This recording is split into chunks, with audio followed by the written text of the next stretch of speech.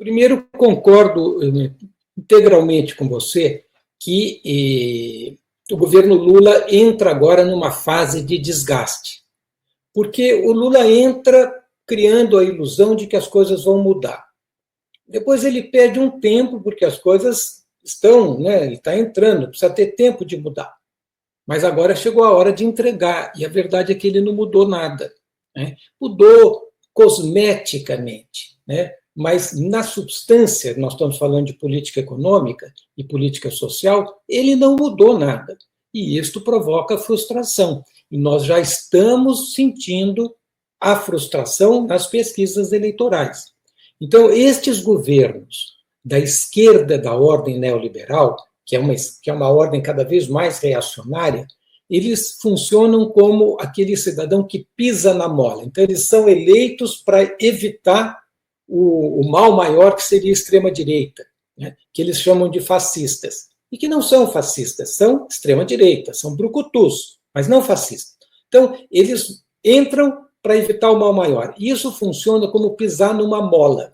Eles pisam na mola. Mas como eles não mudam nada, quando termina o mandato, eles tiram o pé da mola e a mola pula.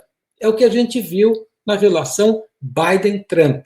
E é o que nós vamos ver aqui no Brasil. O próprio PT já sabe disso, e o próprio Kassab, que é um oportunista, Eu vou até discordar do Fábio, viu, Fábio? Eu entendi o teu trocadilho, mas, na verdade, ele sabe para onde ir. Ele vai para onde está o poder e os ministérios com muito dinheiro, porque eles vivem desta relação promíscua do público com o privado. Então na verdade, o Lula entrou numa armadilha, e ele não tem muito raio de manobra, porque ele não tem força para mudar a situação. Porque para ter força para mudar isto, ele precisaria mudar a correlação de forças. E mudar a correlação de forças implica mobilizar a população com outra agenda política. Não essa agenda da inflação, porque a inflação... Então, ele, na economia, ele teria até, mesmo dentro do arcabouço neoliberal, da camisa de força neoliberal, ele teria o que fazer. Tem uma política de estoques reguladores. Não é tão difícil fazer isso, mas ele não consegue porque, quando ele esboça fazer isso, o agronegócio, já que vive da especulação, já dá o veto, não pode. Ele poderia quebrar a política de paridade preço-importação. Não tem por que a Petrobras ser a petroleira mais rentável do mundo, não tem nenhum motivo para fazer isso. Ele poderia ter um controle mais rigoroso do câmbio, porque é a desvalorização do real um dos principais fatores de pressão sobre a inflação.